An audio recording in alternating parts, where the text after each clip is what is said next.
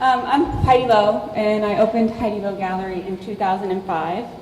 And this is a piece of mine. I started a jewelry business when I was 13.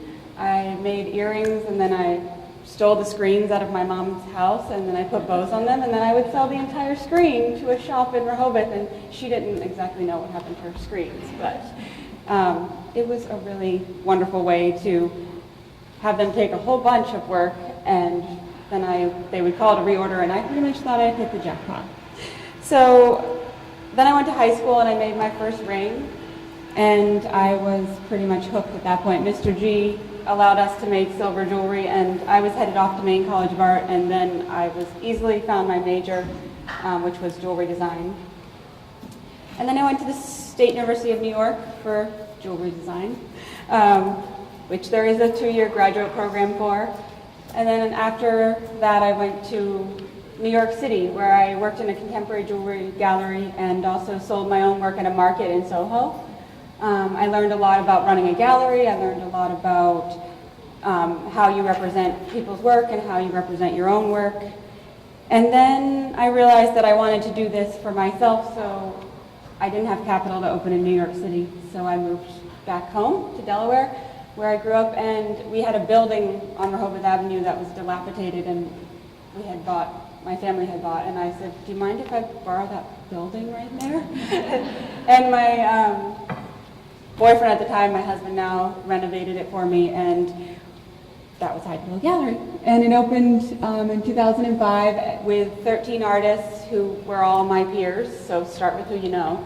And we do pretty much everything at Heidi Lowe Gallery. It's 500 square feet, it's right next to Dogfish Head, and I make my own work. I make commissions for people, so wedding rings, engagement rings, really special pieces of jewelry, which are kind of my favorite thing to make. This was a show that we've had there, so we do really fun things with display. We show 25 artists from around the world. I really try and keep my pulse on the art jewelry world, which is jewelry is the medium of art. So art is the big overhead, and then we use the medium of jewelry as how we express it. So it's different than most of the jewelry you would see in a lot of places. We show an international and a local range of artists as well as my own work. We also teach. We teach group classes.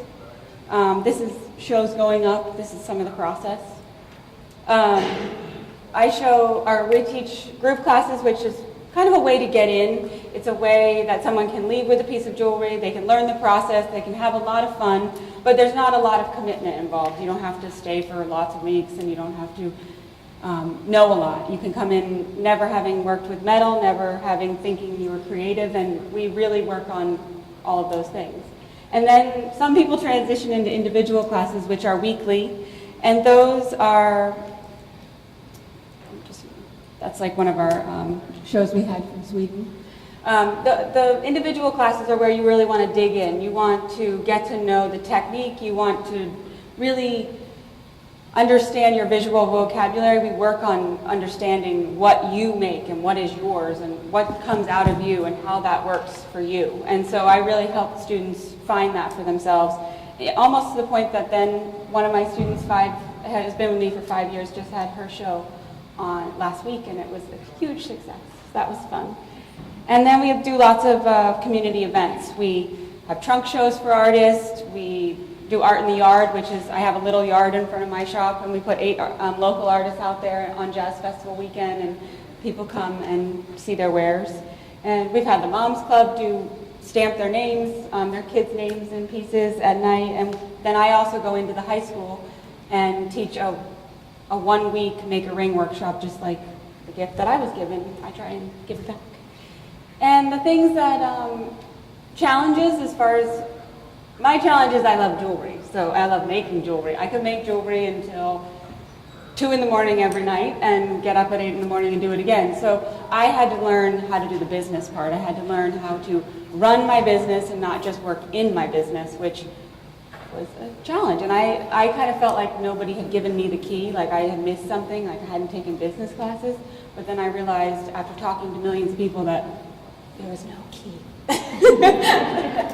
So I guess my goal is just always, the jewelry part is what I do naturally, and so it's like the refinement and the focus. Just really trying to focus myself, because I could have this business and that business and this business and this business. I could open lots of businesses.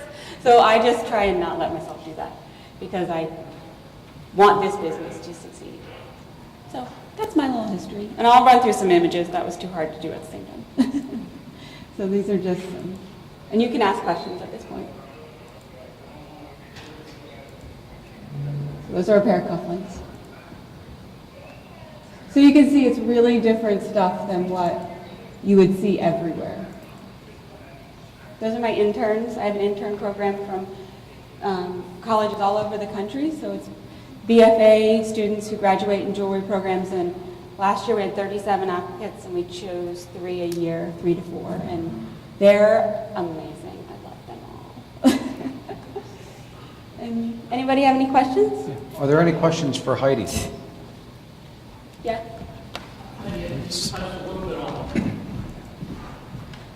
You touched a little bit on this, but I think it would be helpful for the audience to know a little bit more about how you are really different than a lot of jewelry businesses in terms of your connection to the community and the classes that you teach, and if you can maybe just talk a little bit about that. Well, it's funny because it's hard to describe. I'm a gallery, so that kind of is a weird word that some people stray away from and some people love. But I'm also a jewelry store, which I kind of stray away from. I'm like, no, I'm not a jewelry store. But we do repairs, and we do commissions, and we make lockets, and we make wedding rings, and we fix your earring, we'll do whatever. And we do all of those things. So we're within 500 square feet, we are a lot of things. So I feel like that's why the recession was the recession, and it was okay, because I'll hustle. I'll work it. How bad do you want me to work it? I'll work it over here. I'll work it over here. I got to figure out how to make this work. So I didn't care how I did it. I just had to do it. And so I would teach, and I had enough. I was diversified, and that was huge. When people, were not spending on big items that they felt were frivolous. It was they were coming to me to fix their grandmother's piece, and that meant something to them, or they're melting down their gold to make their wedding ring, which is, I love that process. I love that you can take these things that someone else gave you. I tell them, ask every family member you know. You want wedding rings? Ask every family member you know. They've got broken jewelry around here somewhere. And so I really feel like the diversification of my business really was what was my strength in hard times. And then with the community stuff, I'm from this community,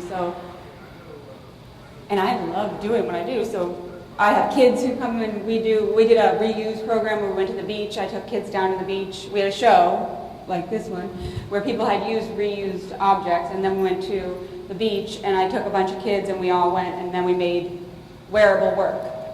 And so we glued and riveted and did all kinds of things, and that to me is where it starts. Like, if you can get them interested in it and have them look at jewelry in a different way, because that's really what I'm trying to do. I'm not putting out there the same thing that's in every jewelry store. So I want people to be able to take their idea of jewelry, which is kind of this big, and just push it out. And if it's tires or a piece that they found on the beach, that is, to me, inspiration. I love it. Are there any other questions or comments? Maybe just a follow-up.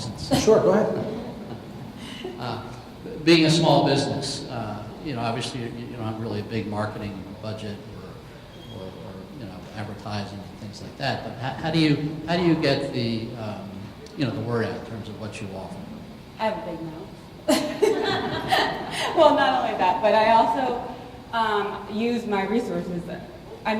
The Cape Gazette they have never, ever let me down. I send them everything. I make it easy for every paper that I know. So I send them exactly what they want. I call them at the beginning when I first opened and said, how do you want this?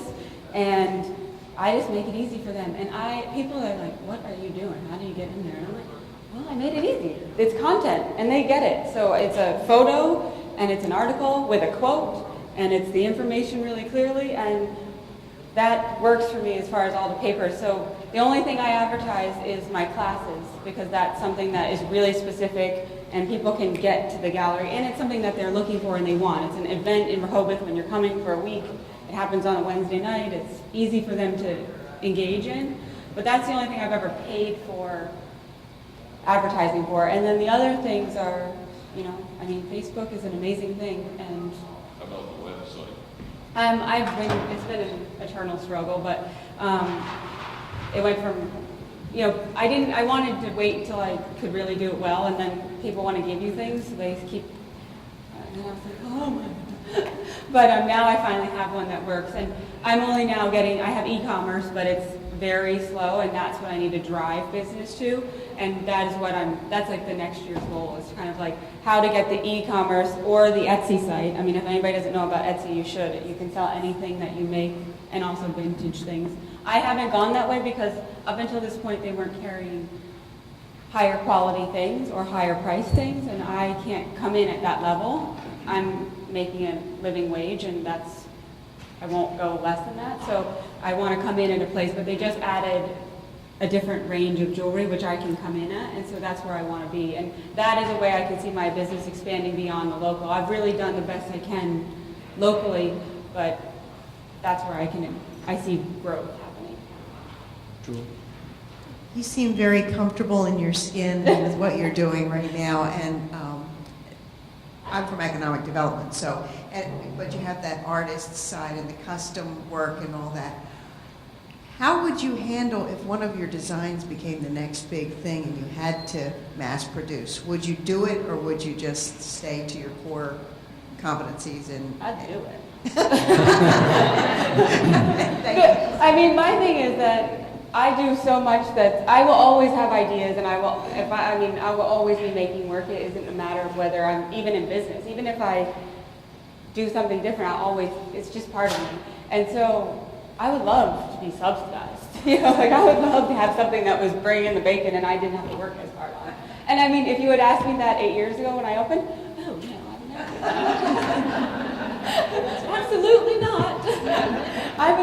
And that was why I got into this, because I couldn't compete with China. And so I was like, well, I have to take myself out of the boutiques and I didn't want to be a head jeweler at a jewelry store. I had done that for years, and it was not, I couldn't make everybody else's work over and over. So I took myself out of that market. Like I was selling to South and Under and selling to these shops, but my stuff was always higher end, and it wasn't fulfilling to keep making the same thing over and over. So if I could, and I would definitely have to figure out how to do that. And it would be a big challenge. The growth would be a big challenge. But I would definitely, like, if there was one design that could be the bread and butter, absolutely. I have to make all the bread and butter right now. Heidi, congratulations. Last week, Delaware Tech hosted its 20th annual Sussex County Today Tour conference. The theme was people, our greatest, most valuable asset. I heard you say that you have, not entertained, but you've given interns the opportunity to work in the gallery. Have you since hired them? In different ways. Okay. Just talk a little bit about your training, your HR techniques, or how you've done it. It all is very organic. I mean, it's like these interns, they are one of my biggest assets. I mean, they're out of their world. So, you know, they're coming, you know, they have this world that they came from, which is college, and they are set up, and they have all these friends, and I'm like, here, you're going to come to Rehoboth Beach, Delaware. But they love it, but it's also they're out of their whole realm. So I get them very attentive, and they're extremely excited to work, and I get the cream of the crop, because I have all of my fellow colleagues in college, which you think you're not going to really run into all that often, and they end up being your, you know, people you see all the time, but they handpick them for me. So I get this like amazing, top-notch, really excited, super motivated thinkers of art students, and so it's wonderful. And they come and they're so excited. They're sponges, and they help in every shows going my work, with my clients, with the back stuff, on my inventory and mailings, you know, they help me with So they get a really big grouping of skills, and then it's like my one graphic designer was one of my interns and she's still my graphic designer and knows me really well, and so I pay her in different ways. But then I have one who moved in being manager, and that's a 3-day position in my shop. But doing all of the gallons is much. I run the studio, she runs the front of the house, and she since gone to Asheville, so we have another one who moved into that position. And then some stay for 3 months, 6 months, and I've had a few that stay for. And that's all their choice. I mean, they know this is what it is. They get the first 4 years they got room and board, and then I renovated my house. And then, but it's actually better. I find them houses very inexpensive here, and then I find them jobs at night, and then they work for me 3 days. It's a really give and take, and they have a lot of things which is kind of cool that they wouldn't get if they were just working at some places. Heidi, what's the most valuable lesson you've learned over the last several years? You've had a lot of different experiences. What's the one takeaway from you that was just awesome that I went through that? That I didn't have. There was no key. Like I remember I went to Main Street meeting in Rehoboth, and they were talking. They had the accountants there. They were talking plan together and all this stuff. And I put that business plan together every year. I still can't tell you how many galleries are coming to my gallery. And I still can't really. I mean, I don't understand what's going on there, but and then I realized that's really just a plan, but it's not like you're gonna unless you have a business with the mind. If I had a bagel shop and I knew how many bagels I sold one day. My business doesn't really work that way. I can do that way. I can do that with classes a little bit, but I cannot do the commission thing that I can think about it, but it's never really. But I asked about. What do you need? What do you need that business? And I was almost like. And Drexel started from bad hair day. And the entire room started clapping. Oh God, what did I do? And so he goes, that's one more thing you're doing unless you're asking for money. You don't do that every year. And so, but it was a good that everybody is. I kept thinking, what do I do? And everybody would say, you'll know what you need. That is not really helpful at all. And so I kept wanting this answer, and they had one for me. And so the thing is, you just have to follow. You have to assess what you're doing, and then make decisions from there. And that's the best. And then if something doesn't work, you knew. So that was huge. That was huge for me to let go of that idea. Yeah. Do you purchase your inventory within the states? Yeah. And I mean, there's a lot of other artists, and all of us making our work by hand. We may have some help, but that's. And we try and do our materials like as far as sustainably. There's a few refineries that work sustainably. Would you consider another shop? Would you consider another shop, another location? I know you have a prime location next to it, and I would assume there's plenty of traffic past your shop, or by your shop. That draws number one. Ever consider coming to Lewis or other town and have another shop? I really, part of me can't imagine it, because what goes into each thing that we do, just time-wise. But I did think about doing the that they're offering in the state of Delaware, like in Wilmington. I was thinking Wilmington or Middletown or something, and just tried. I would definitely do Lewis. I love Lewis. I live in Lewis. That would be an easy one. It's close enough. But I do think that I would like to try it as far as what would it look like here. I feel really blessed, and I know I'm lucky with the fact that this is an easy, enter. Like people are like, you wear that? What is that? And I have an educate my, so I have to really tell them like what we're thinking about this as. And so I really feel like I need that, so I wouldn't want to be anywhere where I couldn't be involved, which is hard. It makes it kind of but also each show has so much that goes on. It's a little overwhelming. I don't know how people open multiple restaurants. So right now I would think like it would be different. Do any of the students have any questions? Who do you consider as your target market? My target market. I would say that I have two. Like my local crowd, which they like my work, and they buy all of my work. That's local, and they know me. There's some recognition with Heidi, and they will only buy my work.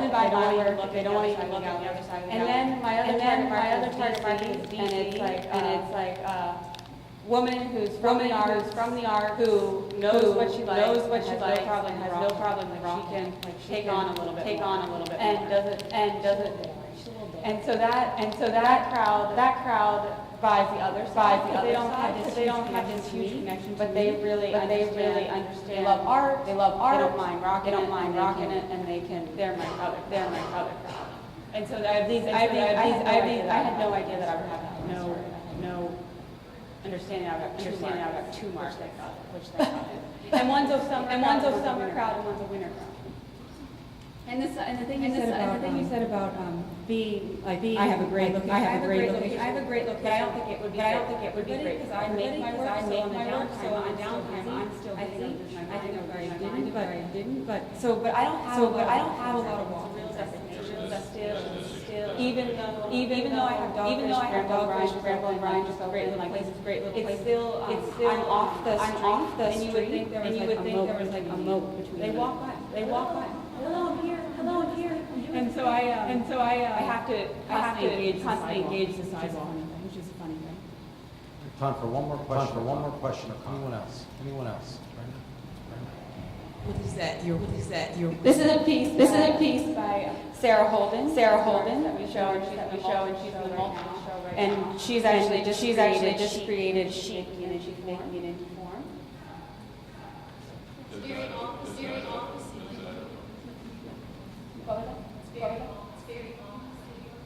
Yeah. I know. I referenced.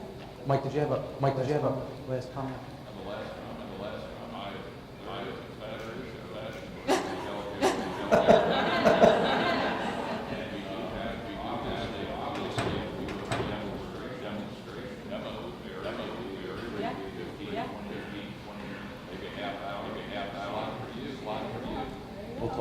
We'll talk. Okay, I like to wrap up and just ask you what can support you to support your growth in your growth. Just come check it out. I don't even ask that you buy it necessarily. It's more that you know it's there. I mean, art is something that enriches everyone's life. So just come check it out. And it's not intimidating. It's easy to come in. And once you're in, easy to engage. But it does seem gallery just makes it.